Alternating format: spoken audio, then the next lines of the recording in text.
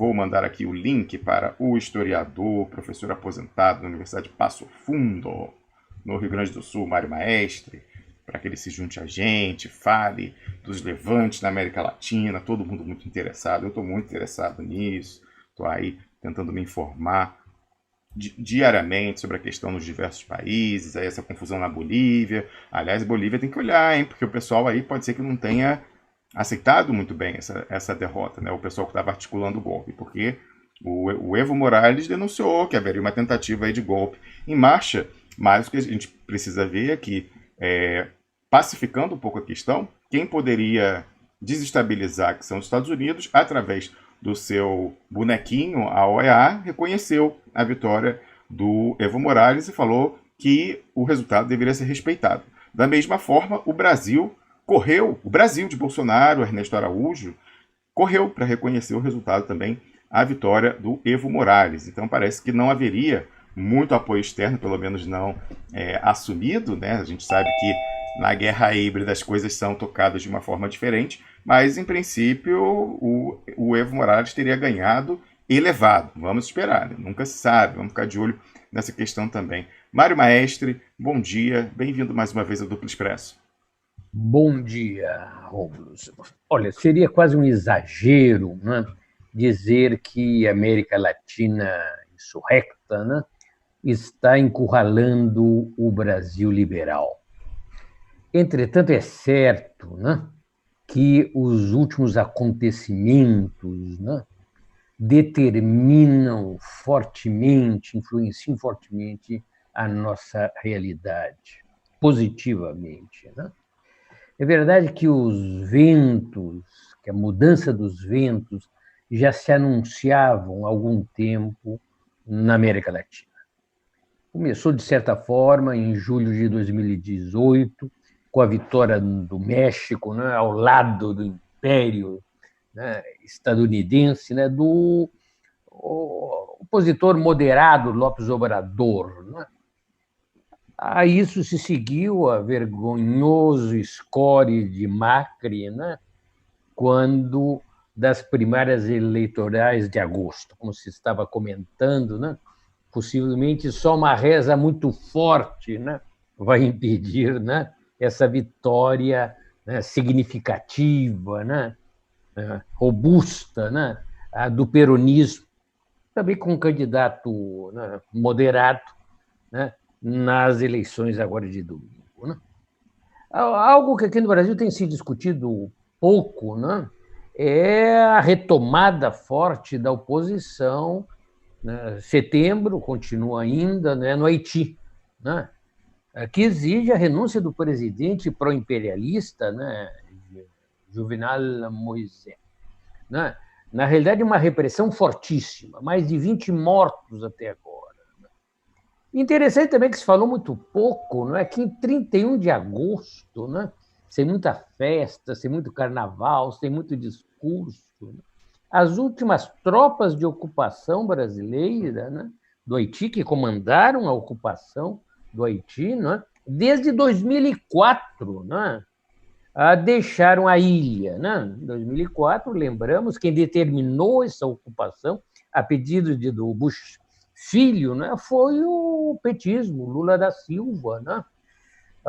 E essa intervenção, além de um rastro de sangue, de violência, né, jamais investigado, né, deixa, né, bilhões de reais para ser pagado pelo Brasil, né, em indenizações, avanços, vantagens desses militares, né, que fizeram esse papel feio, sujo, né, nesta ilha sofrida, né, e também ali foi, né, um cadinho, né, o ninho da conspiração dos generais golpistas de 2016. Né? Vamos dizer que todos eles passaram por aí. Né? Nessa continuação, em 9 de outubro, né, foi a vez de Lenin Moreno, né, este, né, presidente alugado pelo imperialismo. um aumento astronômico dos preços dos combustíveis exigido pelo FMI, né? Essa organização criminosa, né? Parte de outras exigências para aumentar o endividamento do país. Né? Nós temos o Duplo Expresso tem discutido, né? Causou essa enorme explosão, né? Social, né? Que determinou que o presidente abandonasse a capital, visse o país invadir, tomar conta do país, né? Se assistiu militares já, né, ao lado dos trabalhadores. Né? Vamos dizer, parar de falar de indígenas, aqueles eram camponeses, né? Comunidades camponesas.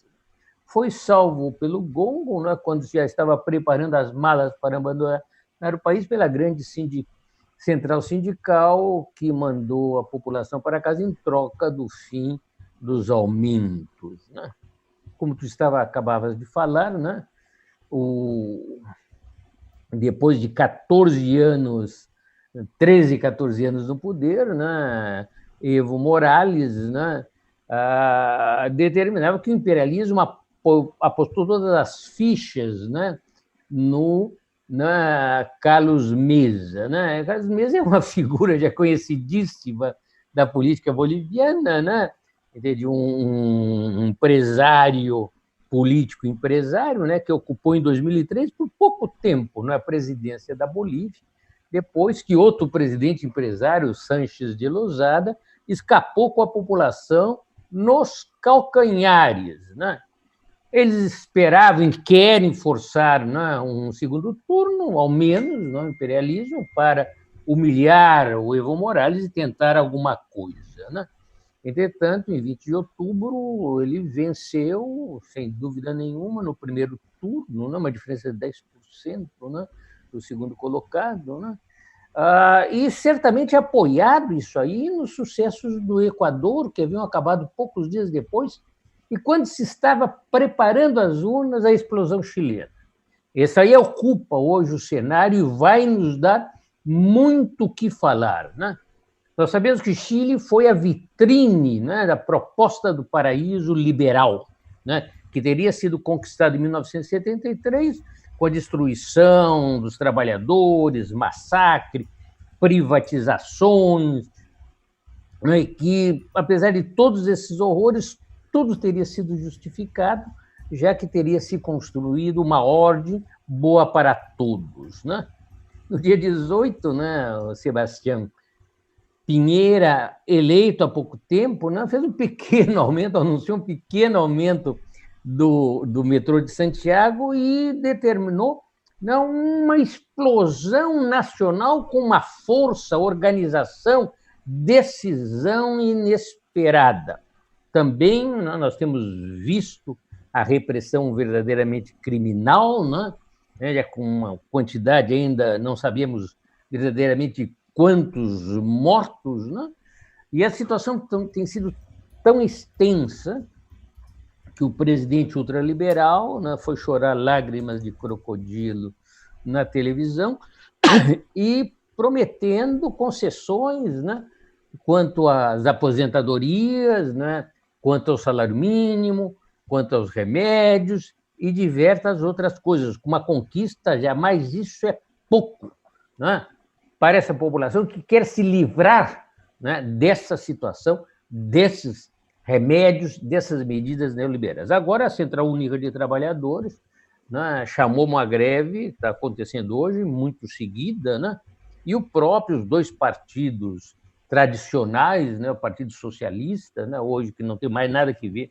com o Partido Socialista combativo de 73, e o Partido Comunista se negaram a ir a discutir com o presidente, já que ele sabe muito bem o que a população exige. Então, o que nós temos que chamar a atenção é que esse ir e vir da política, dos movimentos sociais, políticos, se dão nos quadros das nações. Entretanto, sobretudo hoje, no momento da comunicação imediata, esses movimentos tendem a pular as fronteiras nacionais. Nenhuma nação hoje é uma ilha isolada, né? A vitória do Macri, do Pinheira, a traição do Lenino Moreno, né? E, sobretudo, o golpe vitorioso no Brasil em 2016, com as eleições de 2018, espraiaram o desânimo, não é? Através de todo o continente latino-americano. Agora, esses avanços, essas vitórias, essas modificações populares, essa luta contra as medidas neoliberais, elas já intranquilizam, né, a ordem golpista no Brasil. Nós temos visto, né, as declarações, né, do nosso, né, singular presidente sobre essa realidade, né? Por mais que a mídia se esforce, né, a população brasileira, né, compreende que vive agora as mesmas condições de existência desses países em luta, né, e discute, reflete sobre as medidas que essa população tem tomado. E, sobretudo, foram fortíssimos os golpes na retórica da emancipação liberal da sociedade, né, que foram atingidos duramente pelos golpes assentados, sofridos, sobretudo por Macri e Pinheira, né, na Argentina e no Chile, né? Esses dois países, né, faziam parte da retórica, do coração dessa retórica da emancipação social, né, através da economia de mercado, através das privatizações, através da privatização da educação, da saúde, das pensões, né, a sombra do grande capital, né, o que está se aplicando hoje em dia, né? Bolsonaro, Macri e Pinheira, né, passaram dos mosquiteiros dourados do liberalismo, né, agora o que realmente são, né? Três macabros patetas, né, da peste capitalista em sua fase senil. O Brasil, né, é a aposta grande do imperialismo, né?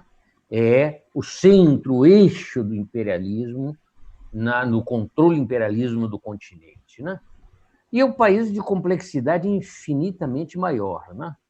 Nós podemos dizer que o Brasil é qualquer coisa, como a reunião da Argentina, da Bolívia, do Chile, do Equador e mais 22 outras nações. Na realidade, todas essas nações hispano-americanas explodiram da colônia americana e o Brasil manteve-se unido, né?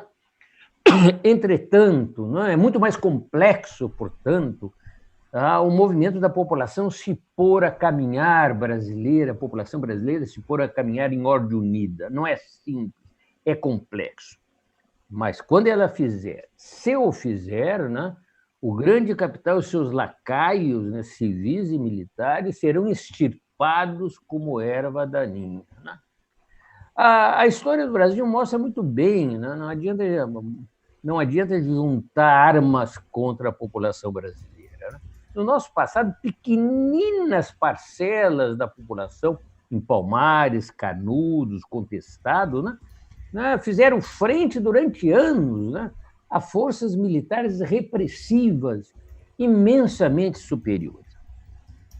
Em 54, quando da morte do Getúlio, né, em 61, quando da legalidade, né, os senhores generais recuaram assustados, golpistas, né, com a população mobilizada, né?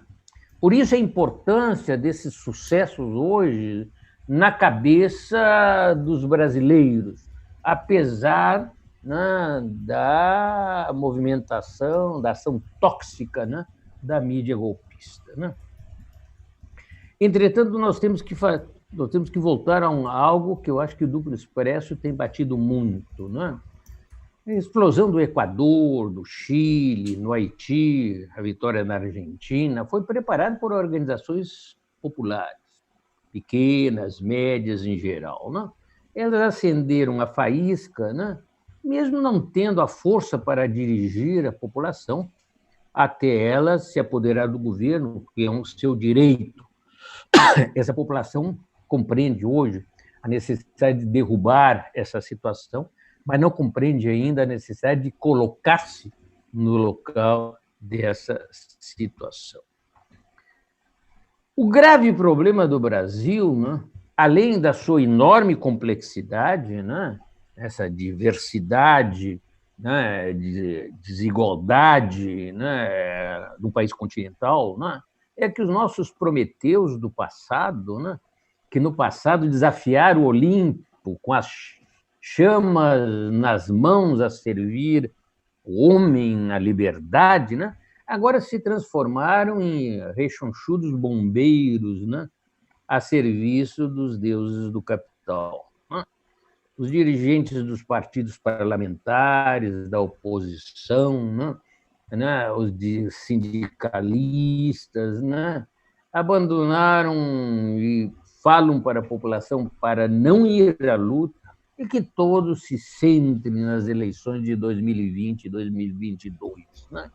É interessante, que essa oposição, ela hoje já combinou o passo com o golpista, tudo em troca de ter permitido repetir, o papel do MDB durante a ditadura militar. Hoje o país está sofrendo esse enorme massacre, a população, a nação está sofrendo esse enorme massacre praticamente sem resistência. Os sindicalistas se preocupam apenas em recuperar o imposto sindical, por isso moderam, praticamente não se movem. Os parlamentares sequer denunciam a metamorfose das instituições, do Estado e da nação brasileira, uma nação que sequer desfibrada, desossada, gerida pelo capital internacional, desindustrializada, tudo isso administrado pelos generais, juízes e políticos bem remunerados. Na realidade, a oposição, que nós podemos quase dizer hoje uma oposição golpista, naturaliza a nova ordem neocolonial globalizada. E os exemplos aí são muitíssimos. Altranta, Boeing, Pré-Sal, aeroportos, Banco do Brasil, Caixa Econômica Federal, BR, Petrobras, Previdência, CLT, estradas, aposentadoria, reforma fiscal, eleitoral, a lista não termina.